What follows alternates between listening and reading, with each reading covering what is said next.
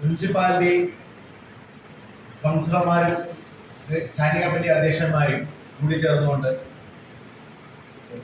ഏത് രീതിയിലുള്ള ബഡ്ജറ്റ് അവതരിപ്പിക്കണം എന്നുള്ള രീതിയിൽ ചർച്ചയുണ്ടായിരുന്നു.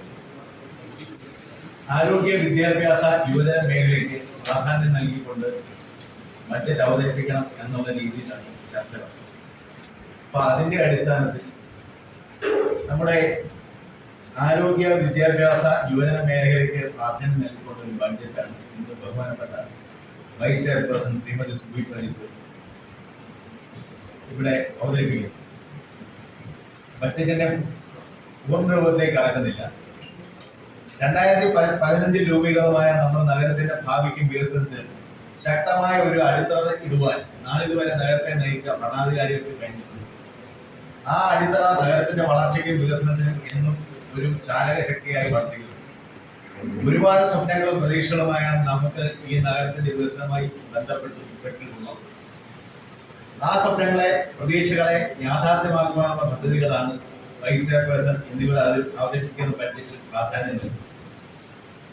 സമീപകാലത്ത് കേരളത്തിലെ തദ്ദേശഭരണ സ്ഥാപനങ്ങൾ ഏറെ വെല്ലുവിളികൾ അഭിമുഖീകരിക്കുന്നു. ഇത് നഗരസഭയുടെ പദ്ധതി പ്രവർത്തനങ്ങളെയും സാമ്പത്തിക സ്ഥിതിയെയും കാര്യമായി ബാധിച്ചു. എങ്കിലും നഗരസഭാ കൗൺസിലിന്റെയും ജീവനക്കാരുടെയും കൂട്ടായ പ്രവർത്തനം മൂലം ഇതൊരു പരിധിവരെ പരിഹാരം കാണുവാനായിട്ട് സാധിച്ചിട്ടുണ്ട് എന്നുള്ളതാണ് ഏറ്റവും പ്രധാനപ്പെട്ടത്.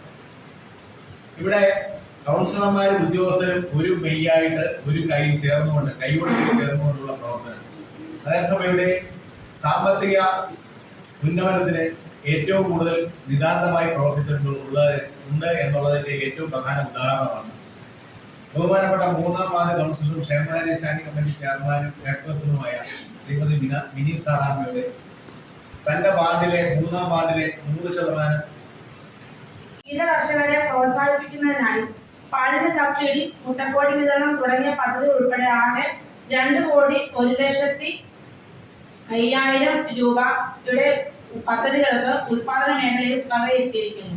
സേവന മേഖല കേരള മുനിസിപ്പാലിറ്റി ആക്ട് പ്രകാരം ക്ഷേമ പദ്ധതികൾ ആവിഷ്കരിച്ച് നടപ്പിലാക്കുക എന്നത് നഗരസഭയുടെ ചുമതലയാണ്. താഴെത്തട്ടിലുള്ളവരെ സഹായിക്കുക എന്നത് പ്രാഥമിക ആവശ്യമായി കണ്ട് ഇത്തരം പദ്ധതികൾക്ക് മുൻതൂക്കം നൽകി അത് അർഹരായവരുടെ കൈകളിൽ എത്തിച്ചേരുന്ന വിധം ഫലപ്രദമായി നടപ്പിലാക്കുക ചെയ്യുക എന്ന ലക്ഷ്യത്തോടെ വിവിധ പദ്ധതികൾ ഈ വർഷവും ആസൂത്രണം ചെയ്തിട്ടുണ്ട്. അഗതികളുടെ ക്ഷേമത്തിനായി ആശ്രയ പദ്ധതി, അതിദാരിദ്ര്യ നിർമ്മാർജ്ജന പദ്ധതിയിലൂടെ അർഹരായവർക്ക് മരുന്ന്, ഭക്ഷണം, കുടിവെള്ളം തുടങ്ങിയ ലഭ്യമാക്കൽ, വാതിൽപ്പടി സേവനം, പാലിയേറ്റീവ് കെയർ തുടങ്ങിയവയും വയോജന ക്ഷേമത്തിനായി വയോമിത്രം, വൃദ്ധർക്ക് കട്ടിൽ തുടങ്ങിയ പദ്ധതികളും കൂടാതെ 70 വയസ്സിന് മുകളിൽ പ്രായമുള്ള മാതാപിതാക്കൾക്കായി ഉല്ലാസയാത്ര സംഘടിപ്പിക്കുന്നതിന് 50,000 രൂപയും വകയിരുത്തുന്നു. ആരോഗ്യമുള്ള ജനതയാണ് ഒരു രാഷ്ട്രത്തിന്റെ സമ്പത്ത് എന്നതിന്റെ അടിസ്ഥാനത്തിൽ സമഗ്ര ശിശു വികസന പദ്ധതികളുടെ ഭാഗമായി അനുപൂരക പോഷകാഹാര പദ്ധതി വഴി ഗർഭിണികൾക്കും കുട്ടികൾക്കും പോഷകാഹാര വിതരണം, അംഗനവാടികളിലും സ്കൂളുകളിലും അടിസ്ഥാന സൗകര്യ വികസനം, കൗമാരക്കാരായ പെൺകുട്ടികൾക്ക് പ്രാധാന്യം കൊടുത്തുകൊണ്ടുള്ള പദ്ധതികൾ, വാർഡ് തലത്തിലും നഗരസഭാ തലത്തിലും ജാഗ്രതാ സമിതികൾ, ശാരീരിക മാനസിക വെല്ലുവിളികൾ നേരിടുന്ന കുട്ടികൾക്കായുള്ള പദ്ധതികൾ തുടങ്ങിയവയ്ക്കായി തുക വകയിരുത്തിയിരിക്കുന്നു. ഇന്ന് സമൂഹത്തിൽ വർദ്ധിച്ചു വരുന്ന ക്യാൻസർ രോഗനിർണയത്തിന് ശേഷം ഒരു സങ്കീർണമായ ഘട്ടങ്ങളിലൂടെയാണ് രോഗികൾ കടന്നു പോകുന്നത്. ഈ ഘട്ടങ്ങളിൽ നല്ല ചികിത്സയും മാനസിക പിന്തുണയും കൂടെ നൽകി നിർത്താനുള്ള ആത്മവിശ്വാസം നൽകാനും RCC, Alappuzha medical college cancer unit എന്നിവയുമായി ചേർന്ന് ക്യാൻസർ രോഗികൾക്കുള്ള ചികിത്സാ പദ്ധതി തണലിനായി 1,00,000 രൂപ, കൂടാതെ കിടപ്പ് രോഗികളായ ക്യാൻസർ ബാധിതർക്ക് ആശുപത്രിയിലേക്കുള്ള യാത്രാ സൗകര്യം ഒരുക്കുന്ന പദ്ധതി പാതേയം, അതിനായി 1,00,000 രൂപയും വകയിരുത്തിയിരിക്കുന്നു. നഗരസഭകളുടെ അനിവാര്യ ചുമതലകളിൽ പ്രമുഖ സ്ഥാനം പൊതുജനാരോഗ്യമാണ്. ആയതിന് മാലിന്യമുക്ത നവകേരള ക്യാമ്പയിന്റെ ഭാഗമായുള്ള വിവിധ മാലിന്യ സംസ്കരണ പദ്ധതികൾ, സാംക്രമിക രോഗ നിയന്ത്രണം, തെരുവുനായ നിയന്ത്രണത്തിനുള്ള ABG പദ്ധതികൾ തുടങ്ങിയവയും കൈമാറി കിട്ടിയ ആരോഗ്യ സ്ഥാപനങ്ങളുടെ നടത്തിപ്പും ഇവയുടെ സേവനം മെച്ചപ്പെടുത്തുവാനും ഭൗതിക സൗകര്യം വർദ്ധിപ്പിക്കുന്നതിനുമായി അരിപ്പാട് താലൂക്ക് ആശുപത്രി, ഹോമിയോ ആശുപത്രി എന്നിവയ്ക്ക് മരുന്ന്, ലാബ് ഉപകരണങ്ങൾ, ഫർണിച്ചറുകൾ തുടങ്ങിയ വിവിധ പദ്ധതികൾ കൂടാതെ ശുചിത്വത്തിലും ആരോഗ്യ ജാഗ്രതയിലും ആരോഗ്യവകുപ്പിന്റെ മേൽനോട്ടത്തിൽ വിവിധ കർമ്മ പദ്ധതികൾ നടപ്പിലാക്കുന്നു.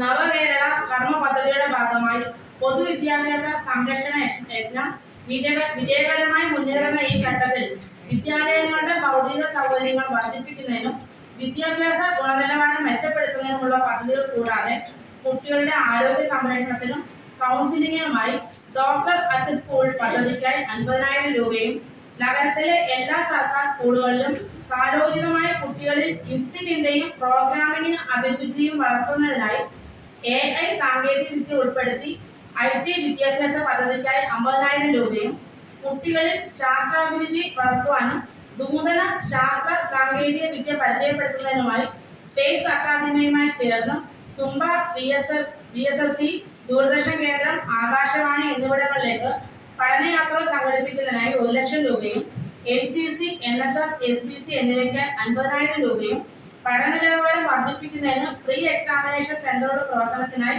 1,00,000 രൂപയും ഇംഗ്ലീഷ് ഭാഷാ വികസനത്തിനായി ദി ഹിന്ദു ഗ്രൂപ്പുമായി ചേർന്ന് ട്രീ ഓഫ് നോളജ് പദ്ധതിക്കായി 1,50,000 രൂപയും കൂടാതെ 10, +1, +2 ക്ലാസ്സുകളിലെ കുട്ടികൾക്കായി പ്രീ എക്സാമിനേഷൻ ക്ലാസ്സുകളിലേക്ക് ലഘുഭക്ഷണം നൽകുന്നതിന് 2,00,000 രൂപയും വകയിരുത്തിയിരിക്കുന്നു.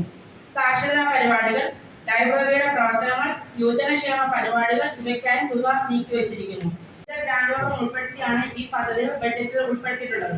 നഗരസഭാ കൗൺസിലിന്റെയും ഉദ്യോഗസ്ഥരുടെയും നല്ലവരായ നാട്ടുകാരുടെയും കൂട്ടായ സഹകരണത്തിന്റെയും പ്രവർത്തനത്തിന്റെയും ഭാഗമായിട്ടാണ് വിവിധ പദ്ധതികൾ മുൻകാലങ്ങളിൽ പൂർത്തീകരിച്ചിട്ടുള്ളത്. നഗരത്തിന്റെ വികസന പ്രവർത്തനങ്ങൾക്ക് അകമഴിഞ്ഞ സഹകരണമാണ് ബഹുമാനപ്പെട്ട കേന്ദ്ര സംസ്ഥാന സർക്കാരുകളുടെ ഭാഗത്ത് ലഭിച്ചുകൊണ്ടിരിക്കുന്നത്. ബഹുമാന്യായ MP ശ്രീ KC വേണുഗോപാൽ, ഏറെ ആദരണീയായ MLA ശ്രീ രമേശ് ചെന്നിത്തല അവറുകൾ എന്നിവരുടെ നന്ദിയും കടപ്പാടും ഈ അവസരത്തിൽ അറിയിക്കുന്നു. തുടർന്ന് നിങ്ങൾ ഓരോരുത്തരുടെയും സഹായവും സഹകരണവും പ്രവർത്തനവും പ്രതീക്ഷിച്ചുകൊണ്ട് ഹരിപ്പാട് നഗരസഭയുടെ മുന്നിൽ ഉൾപ്പെടെ 386 കോടി 4,50,606 രൂപ വരവും 34 കോടി 10,40,48,783 രൂപ ചെലവും 3 കോടി 94,46,823 രൂപ നീക്കിയിരിപ്പ് ഉൾക്കൊള്ളുന്ന 2024-25 പുതുക്കിയ ബഡ്ജറ്റും മുന്നിൽ ഉൾപ്പെടെ 57 കോടി 5,22,521 രൂപ വരവും 5 കോടി 83,70,303 രൂപ ചെലവും 1 കോടി 21,82,268 രൂപ നീക്കിയിരിപ്പും പ്രതീക്ഷിക്കുന്ന 2025-26 ബഡ്ജറ്റ് നിർദ്ദേശങ്ങളും ബഹു കൗൺസിൽ മുൻപാകെ വിശദമായ ചർച്ചയ്ക്കും അംഗീകാരത്തിനുമായി ആദരവോടെ സമർപ്പിക്കുന്നു.